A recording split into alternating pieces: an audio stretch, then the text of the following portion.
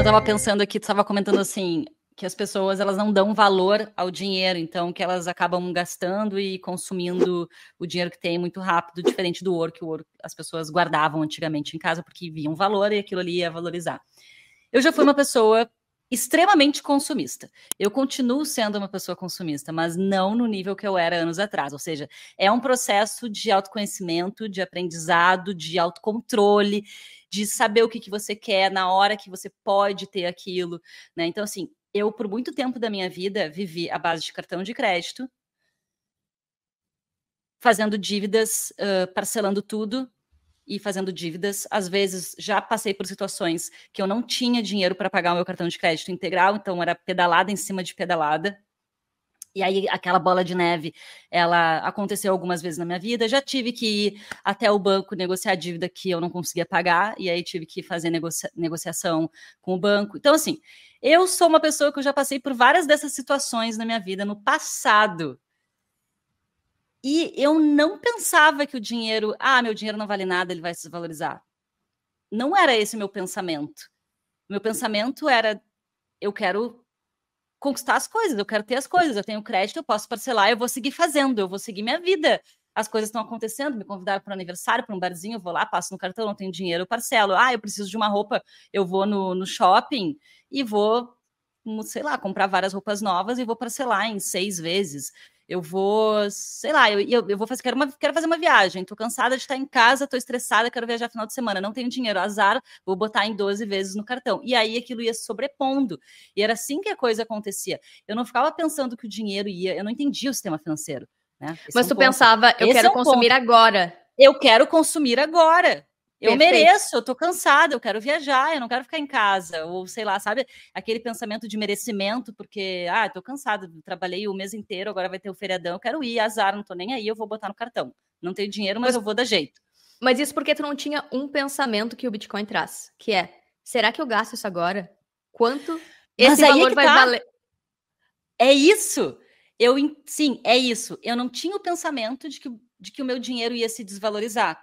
Eu tinha o pensamento do eu tenho crédito, depois eu dou jeito de pagar isso aqui, eu parcelo e deu. E muitas vezes não conseguia pagar. E aí tem 2 componentes, tá? Só um parênteses, daí tu continua. Eu preciso consumir agora, porque eu tenho crédito. Ou seja... Porque eu tenho crédito, exato. Eu preciso consumir agora e eu tenho apoio de um banco. Tá? E não é nem preciso consumir, eu preciso e eu quero. Não é uma necessidade, entende? Não era tipo assim, nossa, eu preciso, tô sem comida em casa, eu tenho que ir lá e vazar, tô sem dinheiro, eu vou parcelar. Não, era coisas triviais, ou seja, eu quero uma roupa nova, eu quero fazer uma viagem e dar-lhe cartão de crédito. Sim, e isso tira o quê de ti? Quando tu te deixa te levar por esse impulso, né? Porque é um impulso consumista. Era um impulso, eu queria aquele prazer naquele momento, né? Eu queria seguir a minha vida, mesmo sabendo que eu não tinha poder de compra para ter aquele estilo de vida. Mas eu pensava assim, depois eu vou trabalhando e vou dando jeito de pagar isso aqui. E muitas vezes, nessa imprevisibilidade que é a vida, né? Que são muitas incertezas da vida, muitas vezes eu não consegui dar conta de pagar o meu cartão de crédito. Então, eu vivi muitos anos da minha vida no crédito. Agora, né, desde que eu comecei a estudar Bitcoin, que eu entendi a escassez do Bitcoin, fundamentos do Bitcoin, eu entendi, comecei a observar a valorização, mais de um ciclo já se passou. De fato, Carol, eu tenho muito dó de vender Bitcoin. Eu tento fazer assim, de tudo para não vender um satoshi, porque eu também já vendi Bitcoin anos passados. E aí isso mudou, e me arrependi amargamente. Tá, mas isso mudou o teu padrão de consumo. Isso mudou também o teu padrão de consumo em fiat, né? Não só em Bitcoin. Sim, mudou, claro. Primeiro, porque aí tu pensa... Vai. Fala. Não, porque daí tu pensa, esse valor que eu vou gastar, eu poderia estar comprando Bitcoin. Ou por que eu vou desperdiçar esse valor? Ou por que eu vou comprar agora, se no futuro eu vou poder comprar muito mais com esse mesmo valor se ele estivesse em Bitcoin? Não começa a vir esses pensamentos? Sim, no início, quando eu comecei a acumular Bitcoin, eu não tinha esse pensamento. Eu comecei a acumular e tá, tudo bem, se eu tiver que vender um pouquinho, tá, não vai fazer tanta diferença assim, até porque, né, Carol, a gente começou a acumular Bitcoin, tava 15 mil reais um BTC. Então, não era um valor tão gigante assim, parecia alcançável um Bitcoin, sabe? Mais fácil. Hoje em dia a gente tá quase 300 reais, então tá muito mais difícil de 350 mil. Então, muito mais difícil. Eu ia dizer 300 mil, 300 mil a 350 mil, né? Tá numa oscilação. É muito mais difícil tu conseguir conquistar um Bitcoin. Demora muito mais, tu precisa acumular muito mais em fiat e convertendo em Bitcoin para conseguir chegar nesse um Bitcoin. Né?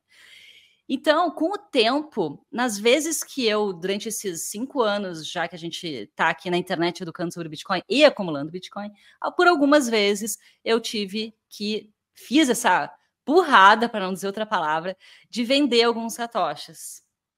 Fiz essa burrada.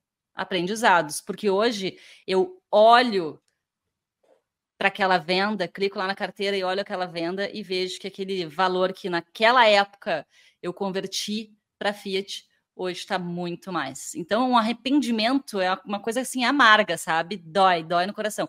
E essas visualizações, perceber isso, ter consciência disso, hoje me faz não querer vender Bitcoin por nada, assim, é sagrado, entendeu? Aquilo ali não dá para mexer, não quero nem saber, eu finjo que nem existe, não sei. Então, mudou muito realmente a minha mentalidade. Como tu disse, ainda tem muitas coisas que a gente se pega ainda numa mentalidade Fiat, às vezes dá um comichão de consumismo, assim, eu ainda preciso melhorar isso, mas, ao mesmo tempo, volta e puxa, peraí, se eu fizer isso, vou me endividar, vou voltar para aquele círculo vicioso do crédito de uma vida que para mim já é uma vida passada, né? Uma vida antes do Bitcoin. E aí eu lembro, nossa, como era ruim na real, né? Era muito ruim ficar nas dívidas, ficar nessa roda dos ratos, é péssimo, tu não consegue dormir de noite, tu fica sempre preocupado, né? Muito ruim. Então, o ponto é porque o sistema Fiat ele te induz a isso. Uhum. Tu abre uma conta, sei lá, numa loja de eletrodomésticos, quando tu vê, eles estão te oferecendo um cartão de crédito. Tu abre uma conta, tu começa a ir num supermercado específico, te oferecem o quê? Um cartão de crédito. Então, olha só que doido. Tudo que é tipo de comércio e empresa começou a se tornar bancos, porque eles perceberam que bancos são super lucrativos, né? Tu começar a emprestar dinheiro ou tu gerar crédito e tu cobrar juros, porque através dos juros eles também acabam monetizando a dívida dos outros. Então, é um estímulo constante para que as pessoas se endividem, ou seja, comprometam o futuro delas. E quando a gente fala em crédito, a gente está justamente falando em comprometer o teu salário futuro, o valor da tua renda futura. Então, tudo isso que tu tá trazendo, Cacá, tem a ver com estímulos externos que fazem com que tu internamente se sinta com vontade de gastar. Porque dinheiro, ele é riqueza. E a gente sempre vai trocar energia, ou seja, nosso poder de trabalho, de pensar coisas inovadoras, de produção, por algo valioso. E o dinheiro é a coisa, é o objeto, é o ativo que atende à coincidência de desejos, né? Se nós duas produzimos coisas e a gente quer fazer um escambo, a gente pode fazer um escambo entre xícaras e tomates. Mas se eu não quero comprar um tomate ti, tu não quer comprar uma xícara de mim, a gente não vai fazer uma negociação. Mas se uma de nós tem dinheiro e quer comprar uma xícara ou um tomate, a gente facilmente vai fazer essa transação. Então, o dinheiro, ele, como tu falou no início, né? Ele molda as relações humanas também.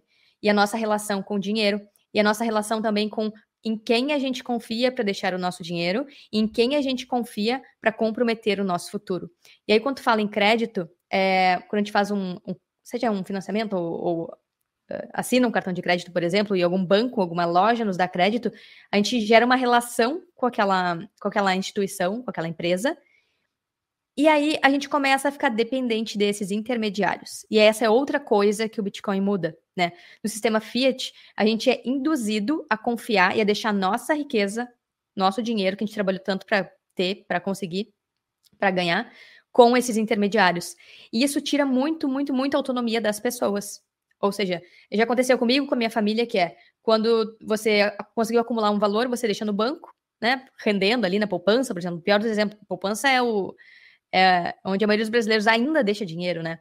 Aí, lembro que uma vez minha mãe foi sacar o dinheiro do banco da conta da minha avó, e a gerente do banco fez 1 milhão de perguntas. Não queria liberar. disse que o dinheiro era mais seguro dentro do banco. Não queria entregar o próprio dinheiro da minha avó para ela e para minha mãe que estava ali junto. Ou seja, todo mundo quer a tua liquidez. E todo esse sistema tenta te convencer de que tu não é capaz de gerir a tua liquidez, o teu dinheiro, que tu tanto suou para conseguir. E aí, quando eles conseguem o teu dinheiro, que é a tua liquidez, isso é um volume grande, para tirar, é um parto.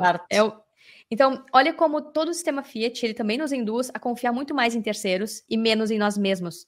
E essa é uma grande mudança que eu percebi de mentalidade mesmo, que conforme eu fui estudando o Bitcoin, fui percebendo tudo isso, eu fui pensando assim, nossa, então, em que outros pontos da minha vida eu me sinto incapaz de fazer, mas, na verdade, é tudo um reflexo dessa indução a sempre confiar em terceiros, nunca confiar que eu posso aprender, que eu posso fazer as coisas por conta própria, que eu vou aprender a fazer de forma segura, sabe? E com o Bitcoin vem essa sensação, bom, o dinheiro é meu, eu recebi, eu vou aprender a cuidar bem dele, eu vou estudar, e eu não preciso deixar num banco, eu só deixo se eu quiser, porque, na verdade, quando você deixa o Bitcoin num banco, numa exchange, em qualquer intermediário, você está assumindo o risco de contraparte, ou seja, se essa instituição falir, você vai perder os seus Bitcoin, vai junto com ela na falência, ou se for der um rug pull, ou aí depende de onde você vai deixar, né? Se você emprestar para um terceiro, o terceiro pode picar a mula e levar os seus Bitcoin com ele. Então, outra grande mudança e que eu percebo que essa é uma das mais difíceis, né? As pessoas hoje confiam pra caramba no banco, preferem deixar o dinheiro no banco do que com elas mesmas. E Bitcoin muda toda essa lógica, porque Bitcoin expõe como o risco é o intermediário, o risco é o banco. Olha lá o ouro quando foi confiscado pelos americanos lá em 1933. Olha o confisco da poupança pelo Collor. Vários países que passam por hiperinflação, o que eles fazem? Confiscam a liquidez das pessoas para tentar controlar a inflação, controlar a velocidade do dinheiro. Então, quando o sistema está ok e ainda não está passando por uma crise, os bancos são bonzinhos, são anjinhos, eles vão cuidar muito bem do teu dinheiro. Mas quando vem as crises, e como a gente sabe que o sistema Fiat está num processo de rachaduras aparentes, ele está começando a colapsar em vários níveis, seja falências de banco, seja moedas perdendo poder de compra e as pessoas percebendo isso, pode chegar num ponto em que seja travada os saques e as pessoas saírem do sistema Fiat, né? Então, Bitcoin nos mostra como quando o sistema colapsa, ele vai fechar as portas para você conseguir sair dele. Então, você tem que sair antes. Então, e é por isso que os bancos, por muito tempo, atacaram o Bitcoin. E disseram que não, as pessoas nunca vão aprender a fazer autocustódia. Óbvio que eles vão fazer isso, porque eles querem guardar a liquidez das pessoas, né? Mas observar isso na nossa forma de pensar e ver que quando a gente fala sobre Bitcoin com outras pessoas, elas confiam muito mais nos bancos, em terceiros, do que nelas mesmas, é bizarro. E a gente olha para os Bitcoins que estão há mais tempo, a maioria prefere ficar com o seu próprio dinheiro, diz, não, o Bitcoin é meu, fica comigo, fica na minha carteira, com as minhas próprias seeds. É uma inversão de lógica tão grande que é difícil da gente fazer essa transição, né, Cacau?